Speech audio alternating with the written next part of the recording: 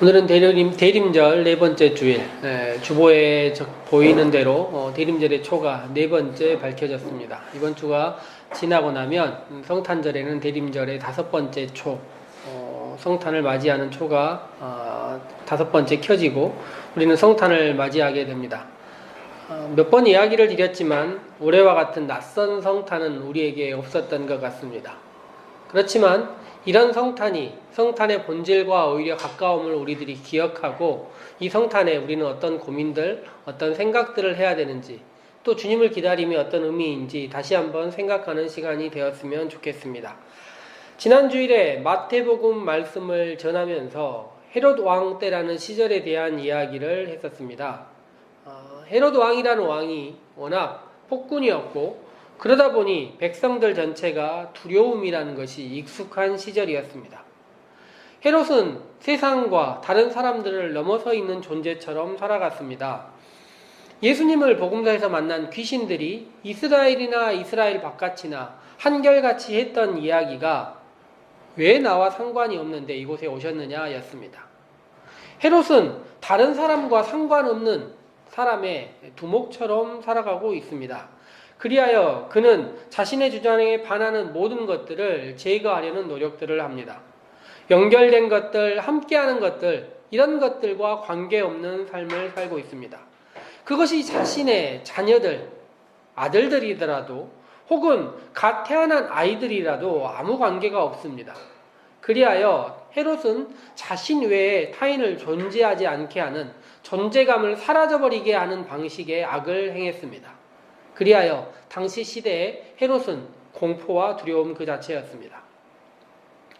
그런데 사람들의 내면에 진정 두려운 것은 무엇이었을까요? 권력에 의해서 강압이 주는 두려움이 있지만 그것보다 오히려 더 두려운 것은 낯선 일들이 주는 두려움입니다. 권력이 주는 두려움이 아무리 무섭다 해도 그것이 영원하지 않다는 것을 알고 있고 한계가 있기 때문에 시간 속에 사는 우리는 그것을 버텨낼 힘이 있습니다. 그렇지만 익숙한 공포를 더 넘어서 있는 것은 우리를 넘어서 있는 낯선 두려움입니다. 예수님의 제자들이 갈릴리의 바다에서 느꼈던 공포는 익숙한 바다지만 그 바다가 낯설게 다가올 때 느꼈던 두려움이었습니다. 그리하여 그것은 신적인 능력이라 느껴졌고 그들이 공포에 빠졌던 것입니다. 그리하여 이것은 두려움이라 말하지 않고 경외심이라 이야기를 하기도 합니다. 그리고 역사적으로 지배자들, 공포를 이용하려는 사람들은 이런 두려움과 함께 낯설음을 이용하려는 노력도 있습니다. 그것이 가지는 문제가 역사적으로 지속됐음에도 불구하고 현재를 살아가고 있는 우리에게 가장 큰 문제 중에 하나는 오히려 이 낯섦, 신적인 존재들에 대한 경외가 없는 것도 우리에게 문제라 말할 수 있겠습니다. 우리는 과학과 합리성에 기반한 듯한 삶을 살고 있었습니다. 그렇지만 올 한 해 동안에는 우리가 알고 있는 것, 우리 눈에 보이는 것, 우리가 경험한 것이 우리의 모든 것은 아니구나. 이런 생각을 할 수 있었고 통제할 수 없는 시절, 우리를 넘어서 있는 낯설미 언제라도 우리에게 다가올 수 있다는 것을 느끼는 한 해였던 것 같습니다. 오늘 우리가 읽은 누가복음도 1절부터 4절까지의 서문의 이야기를 지나고 나면 헤롯 시대라고 이야기를 합니다. 당연하겠지요. 예수님이 태어나는 시절이 같은 왕이 지배하고 있었던 시절이니 같은 왕에 대해서 이야기하는 것이 당연합니다.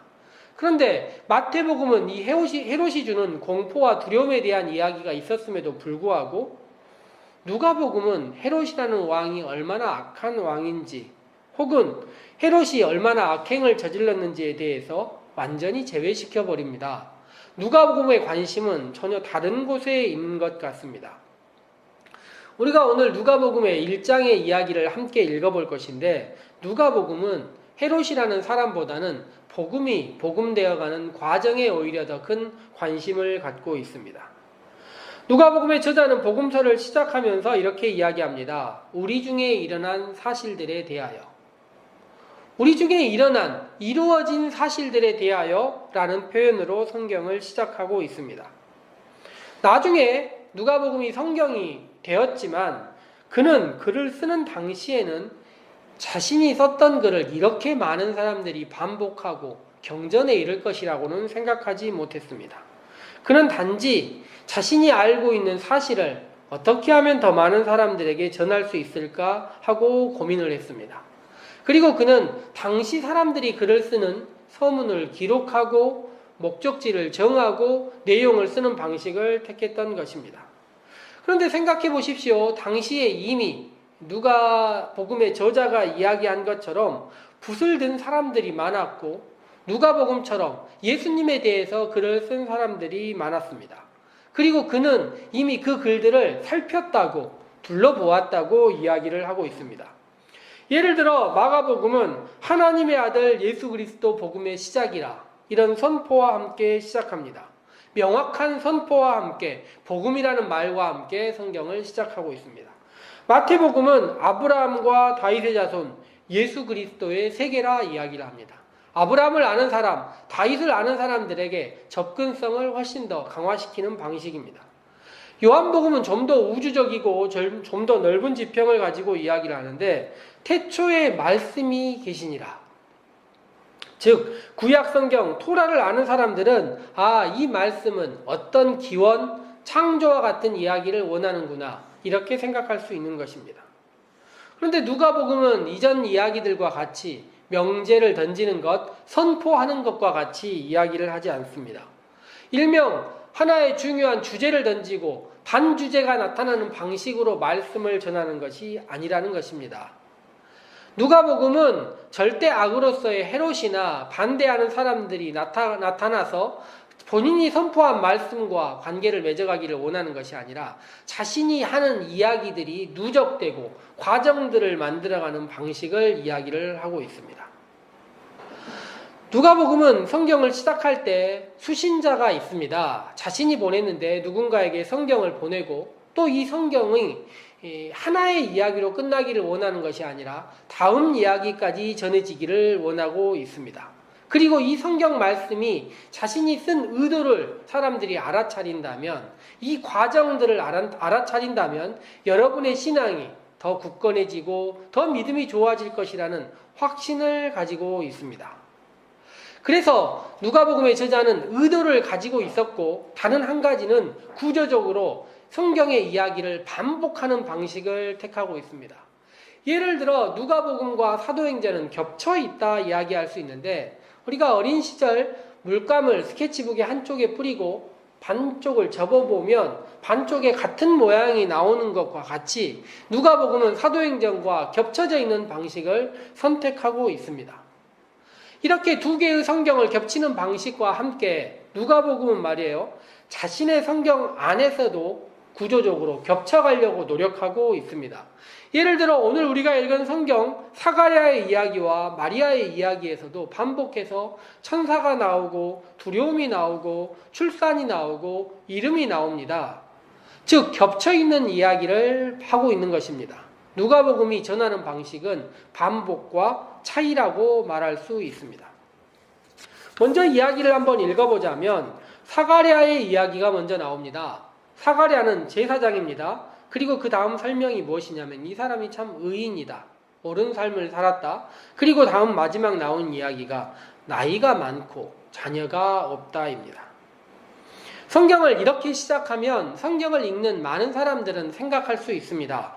구약 성경의 많은 족보들, 그리고 아브라함 혹은 사무엘과 같이 자녀가 태어나겠구나, 익숙한 방식이 진행될 수 있겠구나, 단절을 넘어 어떤 연결이 있구나 생각할 수 있겠습니다. 또 그 다음에 기록된 것이 제사장의 직무에 대한 이야기입니다. 성경을 읽고 구약의 율법에 정통한 사람들은 이 말씀을 읽자마자 어떤 제의가 일어날 수 있겠구나 생각합니다. 그리고 하루에 2번 있는 제단에서의 분향을 생각하고 분향을 위한 제비뽑기가 있을 수 있겠다, 여기까지가 추론할 수 있는 이야기입니다. 그리고 이 성경을 읽는 사람들 모두 느끼는 점이 무엇이냐면 사가랴가 분향을 했다는 이 말을 듣고 나서 사가랴의 가족과 사가랴의 제사장의 직무 가운데 오늘이 가장 기쁜 날이겠구나 생각하는 것입니다. 왜냐하면 제사장은 일생에 딱 한 번 정도 분향하는 일을 할 수 있습니다. 그것이 오늘입니다. 그리하여 사가랴의 집안에서 분향하는 날이 정해졌다 이야기를 나올 때 가족과 함께하는 사람들이 모두 기뻐하며 사가랴의 분향에 대한 은혜를 이야기하고 함께 기도할 수 있는 시절이었다는 것이죠. 사가랴의 특별한 날입니다. 그런데 이 특별함, 은혜와 은혜가 연속이 됩니다. 천사가 나타나는 것이고 천사가 나타나서 사가랴에게 이야기를 합니다. 너의 기도가 응답되었다.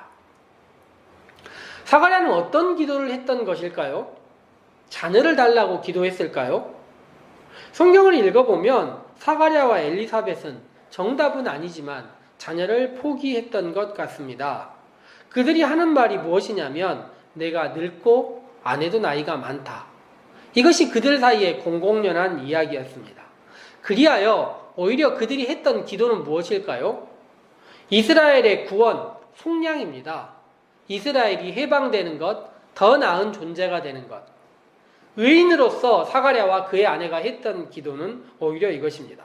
그리하여 천사가 말한 기도의 응답이 무엇이냐면 아들이 아니라 같은 이름을 둔 자녀, 당시에는 아버지 이름을 자녀들이 가족에 있는 이름을 물려받으니 사가랴와 같은 존재가 되는 것, 혹은 제사장이 아니라 전혀 새롭고 낯선 이름 요한이 그들에게 주어진 기도의 응답이었던 것입니다.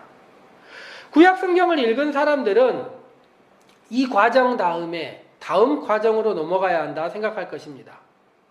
그리하여 다음 과정은 무엇이냐면 요한이 낯선 과정을 거치면서 적대자를 만나고 그 과정 가운데 성장해 가는 것을 경험하려고 생각할 것입니다. 그런데 성경은 요한이 성장하는 것, 누가복음은 그것을 보여주는 것이 아니라 전혀 새로운 단계를 보여주고 있습니다. 이것이 누가복음이 우리에게 말씀을 전하는 방식입니다. 반복하되 예상을 넘어서는 반복입니다. 누가 나옵니까? 성경에 따르면 마리아가 나옵니다. 사가랴, 엘리사벳, 이스라엘의 정통과 정통을 잇고 있는 의인이라 말할 수 있는 많은 정보를 제공하고 율법과 많은 것들을 한꺼번에 다 안겨준 사가랴라는 사람 바로 다음에 누구를 드러내냐면 마리아라는 알지 못하는 한 소녀의 이름, 처녀라고 알려진 한 여자아이의 이름을 여기에 드러낸 것입니다. 누구라고 알려지지도 않았고 우리도 성경을 읽으면서 이 여인에 대해서, 소녀에 대해서, 처녀에 대해서 아무것도 알 수 있는 것이 없습니다. 규정 지을 수 있는 것도 없고 상상할 수 있는 것도 없고 오히려 성경에 나와 있는 유일한 이야기가 무엇이냐면 마리아가 했던 찬가의 내용처럼 능하신 이가 큰 일을 행하셨다. 이 말이 즉 무엇이냐면 하나님께서 응답하셨다인데 이것이 곧 이스라엘의 구원, 속량이라 말할 수 있는 것입니다. 이 지점이 모두에게, 성경을 읽는 모두에게 새로움이라 말할 수 있는 것입니다. 요한이라는 과정을 거쳐 새로운 예수라는 과정을 택하는 방식, 익숙한 놀라움을 넘어서 낯선 놀라움을 주는 것이 이것이 누가복음입니다. 성경은 사가랴와 마리아, 아니 엘리사벳과 마리아가 연결되어 있는 지점을 우리에게 알려줍니다. 6개월이 지난 다음에 천사가 마리아를 찾아갔다 성경은 기록하고 있습니다. 왜 이런 시간을 두었을까요? 한 가지 확실한 것은 이 정도 시간의 차이가 주는 가장 큰 의미는 6개월의 차이로 출산을 앞둔 여인들이 함께 만났다는 것입니다. 이 기간 정도의 기간이면 서로가 서로에 대해서 충분히 공감하고 마음을 나누고 연대할 수 있는 시간입니다. 서로 두 사람이 알지 못하는 사이였다 하더라도 출산을 앞둔 6개월의 여인들의 마음들은 서로를 품어주기에 충분한 시간입니다. 그리하여 성경은 구약 성경에 유례 없는 여인과 여인들이 연대하는 방식, 여인과 여인들이 출산이라는 이 주제로 다투는 것이 아니라 함께하고 연결되는 방식을 우리에게 보여줍니다. 그리고 세례 요한과 예수님의 이야기를 함께 읽으라고 이야기합니다. 어떻게 함께 읽어내야 할까요? 사가랴의 이야기는 세례 요한이라는 사람이 당시에 얼마나 알려진 사람인지 알려주는 것 같습니다.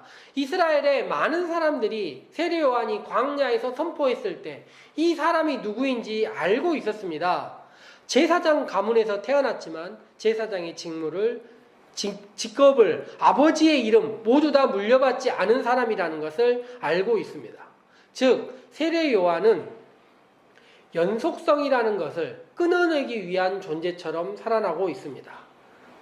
그리고 나서 세례 요한이 사람들 앞에 다가와서 뭐라고 이야기를 합니까? 당신들도 끊어내십시오.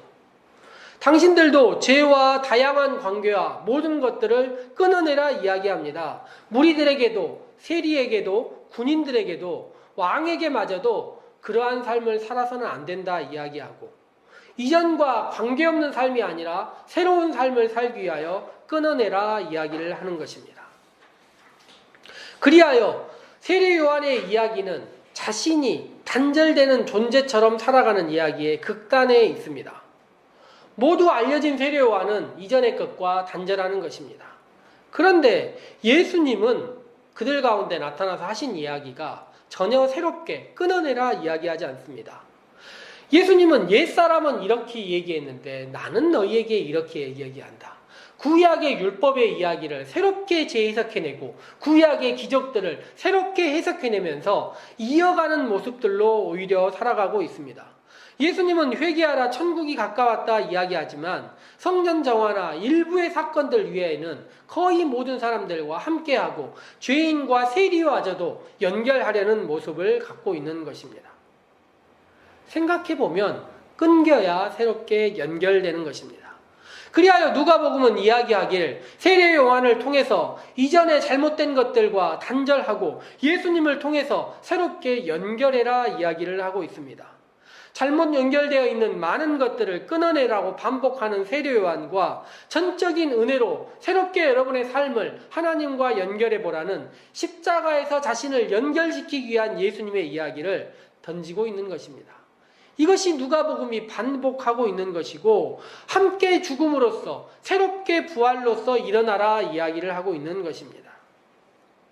그렇다면 누가복음 가운데 우리 중에 이루어진 사실들은 무엇일까요? 묶여질 수 없는 큰 차이를 두고 있는 여인들의 연합, 제사장 가문의 아들과 목수의 아들의 연대, 자신의 지위를 내려놓고 과거와 단절하라고 말하는 사람, 자신의 목숨을 내놓고 새로운 하늘과 땅을 연결하려는 사람, 이 많은 것들이 우리 중에 이루어진 사실이라고 이야기를 하고 있는 것입니다. 그리고 나서 2000년의 시간이 다시 우리에게 지났습니다.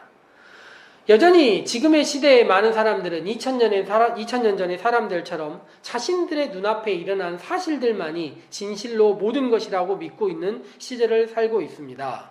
그렇지만 성탄의 소식은 여전히 우리에게 반복되고 있습니다. 그리고 그 반복이 우리를 넘어 확산되기 위하여 필요한 것이 무엇이겠습니까? 우리 안에서 내려놓지 못하고 끊어내지 못하고 있는 것들을 세례 요한이 주는 메시지처럼 끊어내고 과거와 단절하고 새로운 혁신의 마음을 갖고 주님께서 주신 하나님께서 늘 새롭게 하시는 은혜를 기억하며 연결하려는 삶이 있어야 되지 않겠습니까? 헤롯과 같이 오로지 자신을 위하여 세상과 상관없다고 생각하는 삶이 아닌 자신의 미래를 나아가기 위하여 세례 요한처럼 단절을 하고 새롭게 연결하기 위하여 주님과 함께하는 삶, 이것이 2020년의 성탄이 우리에게 요구하는 이야기가 아니겠습니까?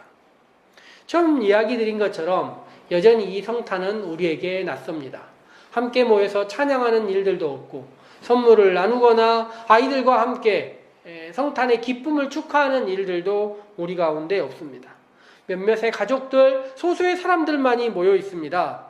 그렇지만 과거에도 그들이 그 낯선 분위기 가운데 새로움을 알아차리고 과거와 단절하고 새로운 미래를 향하여 나갔던 것입니다.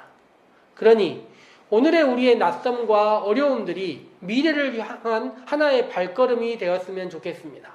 세례 요한이 그랬듯이, 예수님이 그랬듯이, 엘리사벳과 마리아가 연결했듯이, 세례 요한과 예수님이 연결했듯이 우리의 과거의 예배와 오늘의 예배가 미래의 한국교회, 아니 우리의 신앙과 연결되는 지점을 이 낯선 성탄에 생각할 수 있었으면 좋겠습니다. 함께 기도하도록 하겠습니다.